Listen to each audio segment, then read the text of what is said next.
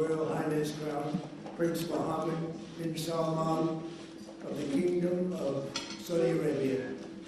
And we had a big day today, a very big day for both countries. We've gotten to know each other well over the years, and he has become a true partner for peace and prosperity for our countries and for the world and for peace in the Middle East, which was a crowning achievement for both of us. And I just want to say that Crown Prince Mohammed, we're delighted to have you with us at the White House. Very special, very, very special.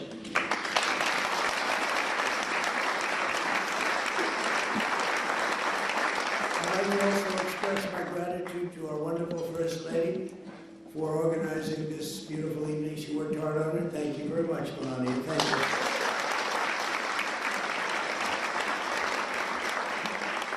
And we're pleased to be joined as well by Vice President J.D. Vance and his magnificent wife, Usha. Thank you. Thank you. Speaker of the House, Mike Johnson, and his wife, Kelly. Thank you, Mike, wherever you may be.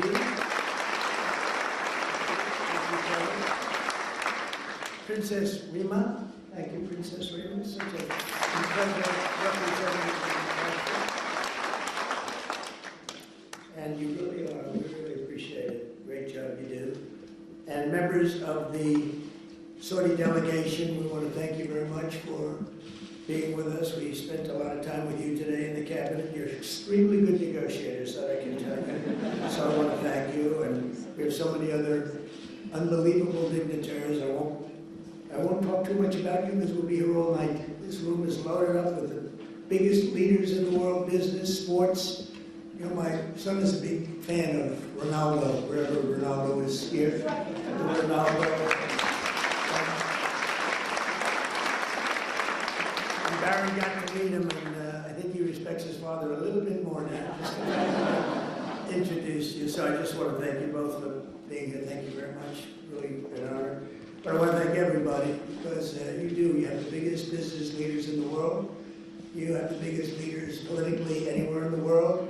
And I think it's a group that maybe to this extent has never come together quite like this. I only wish we had about 2,000 more seats. We would have filled every one of them 2 times over.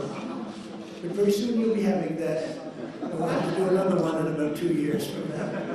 But we really do appreciate it very much. It's a special privilege to welcome His Royal Highness to Washington this year as we mark the 80th anniversary of the first meeting between U.S. President and a Saudi king. 8 decades ago in 1945, President Franklin Delano Roosevelt met with the Crown Prince's own grandfather, the founder of the Saudi Arabian incredible country, and that was King Abdul Aziz on the deck of the U.S. Navy cruiser, and a beautiful one at that, and it's become known for that meeting all over the world.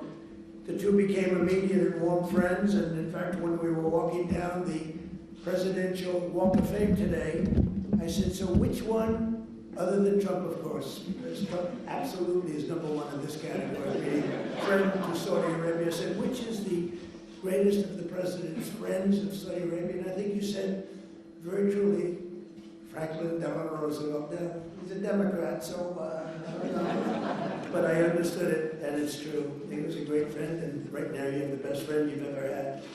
But ever since, our countries have been enduring partners, and together this evening, we're making that partnership closer and stronger than ever before. And we've never had a relationship, our countries, like this. We had four great years, but things happened today, and documents were signed, and we went through a lot during the first 9 months. And we have a very different Middle East than we had when I first came into office, like I would say day and night.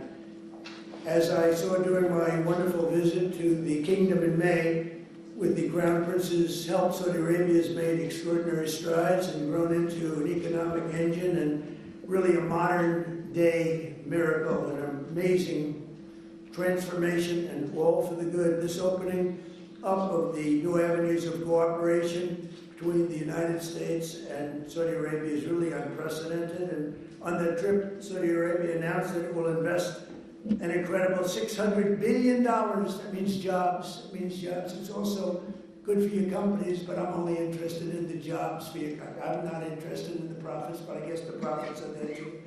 But $600 billion in the United States. And today I said, any way you can up that? And he said, I'm going to up that to $1 trillion. So he's investing $1 trillion.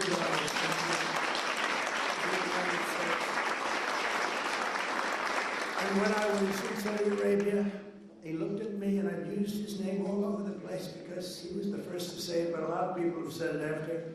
He said, you know, 1 year ago, we thought your country was dead, and now you're the hottest country anywhere in the world. We are the hottest country anywhere in the world right now, so I want to thank you for giving me one of the most effective lines that I have.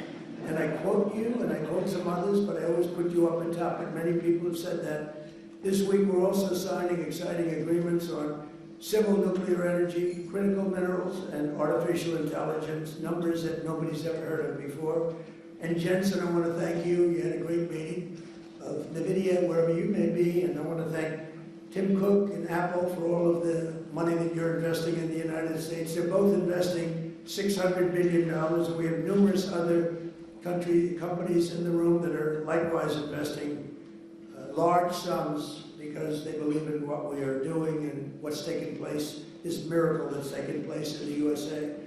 Together, these will come together. We're going to have support the many thousands of American jobs that have been created and help solidify the USA as the world leader. We're really now, by far, the world leader in technology, and nobody even questions it. Advanced manufacturing and other vital industries. They were saying 2-3 years ago, when the country was really losing business, not gaining business, that we'll never be manufacturers again, we'll never be doing any of these businesses again, that are coming back to us in record numbers. AI plants, but maybe even most importantly, in a sense, the auto plants, they're all pouring back into the United States. And I have to say, because of tariffs, I'll also say because of November 5th, the election. But because of the tariffs, they're coming back. We have the head of Ford, we have the head of General Motors in the room, and their stock has gone through the roof because what I did with tariffs last week on certain kinds of vehicles, I won't get into it. It's called mid-sized trucks and large trucks. So I wanted to get into it because their stock went through the roof, and they were very happy. They did not really a hell of a lot of work. I gave it to them at their request, and for that, they get a big fat salary. But more importantly, they create jobs all over the country. It's been amazing. And the business you've gotten in the mid-size and the large trucks because of what we did with tariffs is incredible. It's incredible. So I congratulate both companies and thank you both for being here very much. And as we announced in May, Saudi Arabia is also making an enormous commitment to building up its own defense capabilities with the largest arms purchase in history, nearly $142 billion worth of American military equipment and services. And as I've said many times, and we demonstrated just a short while ago, but quite a bit. We make the best military equipment in the world by far. We make the best jets, the best missiles. We make the best military equipment in the world. There's nothing even close. But this will mark and make both of our nations safer and cement the kingdom's role as a key force for stability and security in the Middle East. And they are, I think right now I can say with what we did with our beautiful B-2 bombers going in and obliterating a very serious nuclear threat, which would have taken place in about a month from that date. They were ready to go. They're not ready to go anymore. They'd like very much to make a deal with us, and they call us, and we'll end up probably doing that. That's Iran. But when you really think about it, Your Majesty, I think that this is the best in terms of safety. Saudi Arabia has never been as safe as it is right now. You always had a little cloud over your head, and sometimes that cloud was very big. That cloud is not there anymore, and we want to keep it that way. So that's why tonight I'm pleased to announce that we're taking our military cooperation to even greater heights by formally designating Saudi Arabia as a major non-NATO ally, which is something that is very important to them. And I'm just telling you now for the first time because I wanted to keep a little secret for tonight. I just heard him say, oh, that's nice. That's another point you won today.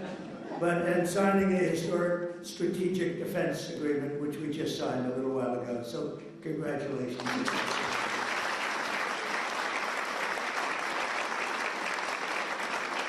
A stronger and more capable alliance will advance the interests of both countries, and it will serve the highest interests of peace. And we all share in peace, and we've never had and been so close to truly everlasting peace in the Middle East. All my life I've heard, oh, peace in the Middle East, but it'll never happen. We did it. Now we have to make sure it matures properly and is really as strong as we think it can be, but we've gotten all good signals. I want to just thank you for all the help, too. I want to thank the Crown Prince for the role he played in the transformational peace deal that was achieved last month, and so many of the other things that happened to end the war in Gaza.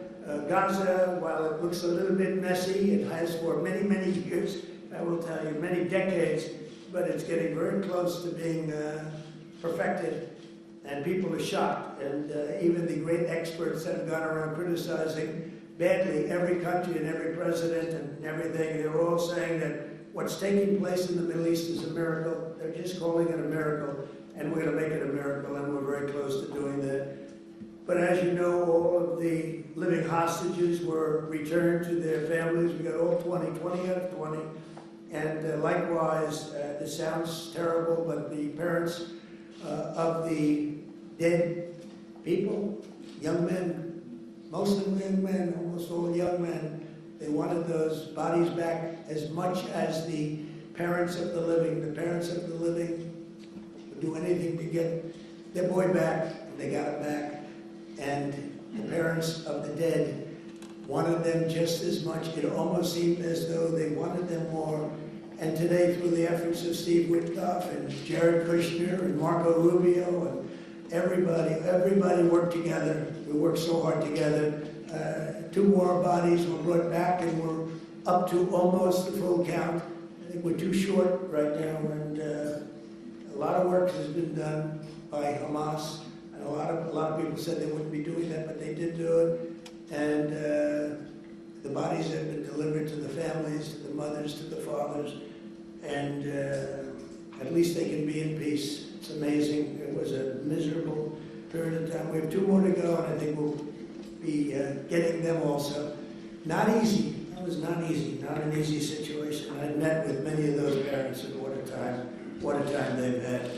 But we also want to thank all of the people living in Gaza, the residents of Gaza, and they've, as you know, begun to move back to their homes, and a lot more safety. They said today, a lot more safety than they've ever had before.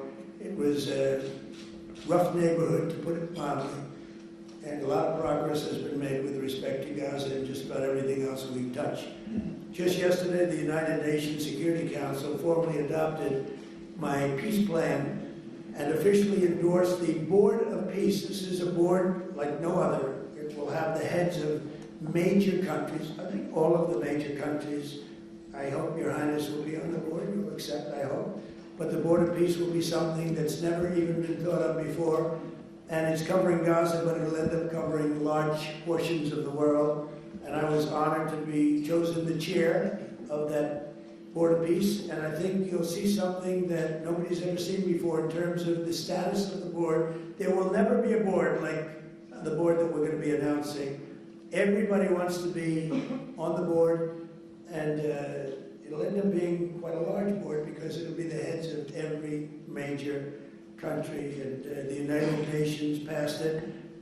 I guess unanimously, you could say. China, which was against it, took a pass, didn't vote against it, and Russia, which was against it, didn't vote against it. So we appreciate it because one negative vote and it doesn't happen. So people were shocked to see that it was approved, and that was a great honor. It's a great honor for me, I will tell you. I think it's something like nobody's ever even imagined. So it's called the Board of Peace, and watch for it because it's going to do some fantastic things. And I know we're both deeply committed to an enduring ceasefire. It grows into the beautiful, lasting peace, and we've got things going at numbers and far ahead of schedule that nobody thought was possible. So Your Royal Highness, just as my predecessors and so many of the people that you know and love from a long time ago. They bonded with the U.S. and Saudi relationship, which was forged 80 years ago. You and I are strengthening and renewing the alliance, I believe, to levels that were far greater than what they had even 80 years ago, frankly. We pray that we will be celebrated by our own descendants some days for this incredible relationship that's been built between the United States of America and Saudi Arabia. Someday they maybe will talk about us as being two wonderful men. Forget about great. Wonderful is okay. But two wonderful men that did tremendous work for their countries, and that bond is very important. Our friendship and blessings to America, to the Kingdom of Saudi Arabia, and to the world stand out and will always stand out to me.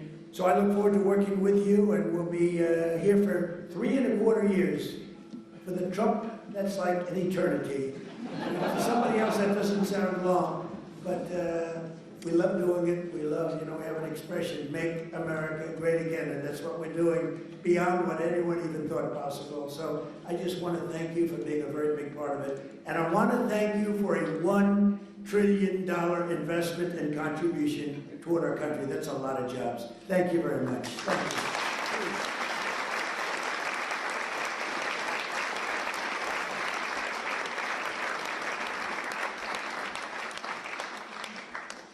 It's too hard to speak after Mr. President. I don't want to speak without him. But first of all, we'll start with thanking Mr. President for the warm and great welcome that we had today. We feel home, and this relation started close to 9 decades ago with Oscar and King Abdulaziz, who established the modern Saudi Arabia. Also, I've known that America is almost celebrating 250 years of establishment, and also in 2 years we will celebrate Saudi Arabia 300 years of establishing Saudi Arabia. We've been since the last 9 decades working together in many areas. During the World War II, was a major supplier for oil. During the Cold War, countering extremism and terrorism. But during that time, we've been also working on a lot of economical opportunities. But today, it's a special day. We think the horizon of the economic cooperation between Saudi Arabia and America, it's bigger and wider in many areas. We've been signing a lot of agreements that can open the door to develop the relation deeper in many areas, and we're going to work on it. We believe the opportunities is huge, so we're going to focus on implementation and keep increasing the opportunities between both countries. So thank you again, Mr. President. And also, before I come here, someone told me that there's some of the bidding sites that they are bidding on me wearing black suits, and if you bid on me wearing black suits, come here with the black suits, they're going to get almost 17x. So I want to tell them, sorry, you lose the bid. Maybe next time. So thank you, Mr. President. Thank you.